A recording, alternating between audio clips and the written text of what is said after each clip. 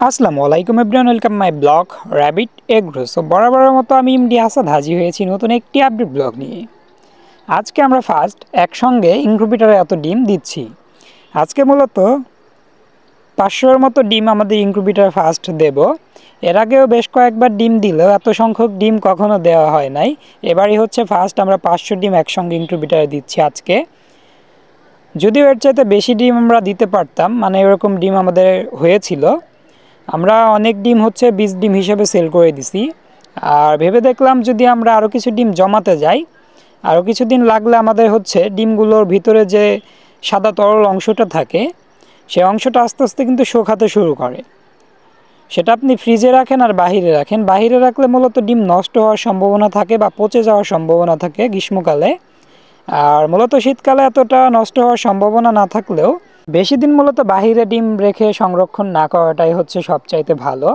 আমরা মূলত বাহিরে যদি ডিম সংরক্ষণ করতে যাই ইনকিউবেটরে দেওয়ার জন্য, বড় জোর 5 থেকে 7 দিন আমরা বাহিরে রাখতে পারবো, যেহেতু এখন হচ্ছে শীতকাল। আর সবচাইতে ভালো হয় ফ্রিজে রাখলেই। আর ফ্রিজে মূলত 10 থেকে 15 দিনের বেশি না রাখাটাই ভালো, কেননা ফ্রিজে ডিম রাখলে দেখা যায় আস্তে আস্তে ডিমের ভিতর যে সাদা তরল অংশটা থাকে ওটা আস্তে আস্তে শুকাতে শুরু করে। যেমন আমরা যদি কোনো কাঁচা সবজি ফ্রিজে রাখি, এতে করে দেখা যায় কিছুদিনের ভিতর কিন্তু সবজিটা শুকিয়ে যেতে শুরু করে। সেম ডিমের ভিতরেও সেরকমই, ডিমের যে তরল অংশটা থাকে সাদা, ওটা আস্তে আস্তে শুকাতে শুরু করে, যে কারণে হচ্ছে বাচ্চার গ্রোথ বা কোয়ালিটি খারাপ আসবে, বাচ্চা দুর্বল হওয়ার সম্ভাবনা বেশি থাকে, প্রতিবন্ধী হওয়ার সম্ভাবনা কয়েক গুণ বেড়ে যাবে। যে কারণে আমরা মূলত ফ্রিজে সর্বোচ্চ গেলে 10 থেকে 12 দিন ডিম সংরক্ষণ করে তারপরেই ইনকিউবেটরে দেওয়ার চেষ্টা করব। বা হাঁস মুরগির ডিম হলে মুরগির নিচে বা যে কোনো মাধ্যমে ফোটানোর চেষ্টা করব। এতে করে আমাদের হ্যাচিং রেটও যেমন ভালো আসবে, বাচ্চা সুস্থ হওয়ার সম্ভাবনাও কয়েক গুণ বেশি থাকবে। আমাদের টোটাল এখানে হচ্ছে 500 ডিম আমি গুনে রেখে দিয়েছি, যে কারণে হচ্ছে এখন আর কোনো গোনাগুনির প্রয়োজন নেই, কেবল আমি হচ্ছে ট্রেগুলোতে সাজিয়ে দিচ্ছি। আপাতত এখানে 500 ডিম থাকলেও আমরা আরও কিছু ডিম হচ্ছে কিছুক্ষণ পরে দেব, যেহেতু আমাদের র্যাবিট ঘরে কোয়েল পাখি এখনও ডিম দিচ্ছে। সে ডিমগুলো আজকের ডিমগুলো তুলে মূলত এখানে দিয়ে দেওয়া হবে। মানে টোটালি হচ্ছে আমরা প্রায় 550-এর মতো ডিম আজকে হচ্ছে ইনকিউবেটরে দিতে পারবো আশা করি। এবং কিছুদিন পর হচ্ছে আরও কিছু ডিম আমরা ঢুকিয়ে দেব। যদিও এর আগে একটা অর্ডার আছে, যেমন আমার ধামরাই থেকে একটা ভাইয়া, উনি আমাকে 200 ডিমের একটা অর্ডার করছে, যেটা হচ্ছে দিয়ে তারপরে হচ্ছে আরও কিছু ডিম জমিয়ে, মানে 8 থেকে 10 দিনের ভিতর পুনরায় হচ্ছে আবার আমরা কিছু ডিম আমাদের ইনকিউবেটরে দিয়ে দেব। যেহেতু পর্যাপ্ত পরিমাণ হচ্ছে এখন জিরো বাচ্চার অর্ডার আমার কাছে আসতে শুরু করছে, এবং বিশেষ করে অর্ডারগুলো আসতে শুরু করছে আমাদের এখানে যেহেতু বিভিন্ন কালারের কোয়েল পাখি আছে, যার ভিতর হচ্ছে হোয়াইট বা সাদা কোয়েলটার সবচাইতে চাহিদাটা একটু বেশি আমার কাছে আসে, বা অর্ডারটা বেশি আসে। সাদা বাচ্চা চাই, বা সাদা বাচ্চার জন্যই মূলত আমার কাছ থেকে হচ্ছে মানুষ বীজ ডিমগুলো অনেক দূর থেকে এসে নিয়ে যায়। যেমন একটা ভাইয়া হচ্ছে ধামরাই থেকে এসে আমার কাছ থেকে ডিম নিয়ে যায়, আমার একটা সাবস্ক্রাইবার। উনি কিছুদিন আগে হচ্ছে আমার কাছ থেকে 100 ডিম নিয়েছে, বীজ ডিম, এবং পরবর্তীতে আমার কাছে আরও 220 ডিমের একটা অর্ডার দিছে, যেটা হচ্ছে আগামী 14 থেকে 15 তারিখের ভিতর দিয়ে দেব। এর আগে ওনাকে দিতে পারতাম, উনি মূলত 14 থেকে 15 তারিখের ভিতরে আসবে ডিম নেওয়ার জন্য, যেহেতু ওনার ইনকিউবেটরটা হচ্ছে ছোট। আর ওনার মূলত 15 তারিখে হচ্ছে বাচ্চা ওঠার ডেট, মানে হ্যাচ হবে 15 তারিখে।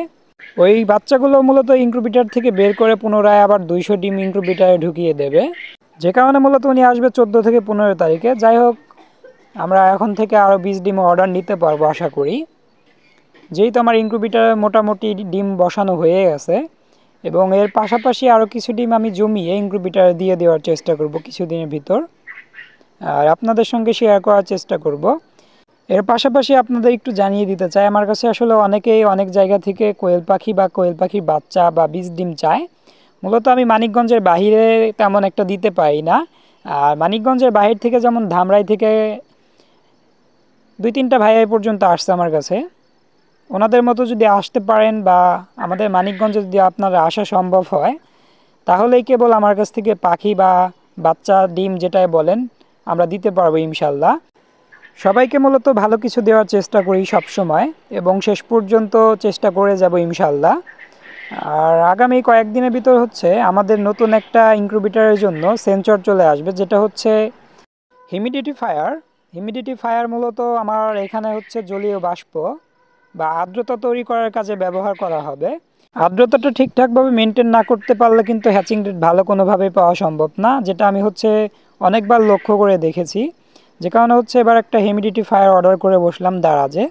আগামী কয়েকদিনের ভিতর হিউমিডিটি ফায়ারটা আমার হাতে এসে পৌঁছাবে এবং তখন থেকে আমরা পারফেক্ট আর্দ্রতা ইনকিউবেটরে রাখতে পারবো।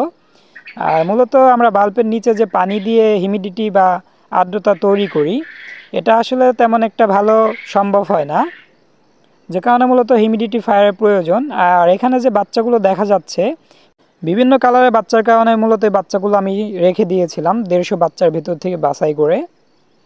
আর মূলত এখানে বাচ্চাগুলো দেখে কিছুটা ডাহুক পাখির বাচ্চার মতো, কিছুটা মুরগির বাচ্চার মতো বিভিন্ন কালারের কিন্তু বাচ্চা এখানে আছে। বিশেষ করে সাদা যেগুলো আছে এগুলো একদমই ফুললি সাদা, মানে এদের গায়ে কালো ছিটে ফোঁটা নেই। সেই বাচ্চাগুলো মূলত আমি বাছাই করে রেখে দিয়েছি আমার ফিউচার প্যারেন্টসের জন্য। যদি আমাদের এই কালারের প্যারেন্টসগুলো তৈরি করতে পারি, ইনশাল্লাহ আপনাদের কাছে পৌঁছিয়ে দেওয়ার চেষ্টা করব। আর এখন যেমন আমরা মানিকগঞ্জের ভিতরেই আপাতত সেল করতেছি, ফিউচারে আমরা মানিকগঞ্জের বাহিরেও সেল করব যখন আমাদের বিজনেসটা একটু বড় হবে। আর এই বাচ্চাটার গায়ের ফেদার কালো হবে, কালো এবং সাদা মিশ্রিত, দেখে বোঝা যাইতেছে। যদি ওদের বয়স আজকে 6 থেকে 7 দিনের মতো, সম্ভবত তেমন একটা বড় করতে পারি না যেহেতু শীতকাল আর অল্প বাচ্চার ব্রুডিং করাটা ঝামেলাদায়ক। সো আজকে এই পর্যন্ত, দেখা হবে পরবর্তী আপডেট কোনো ব্লগে। আসসালামু আলাইকুম।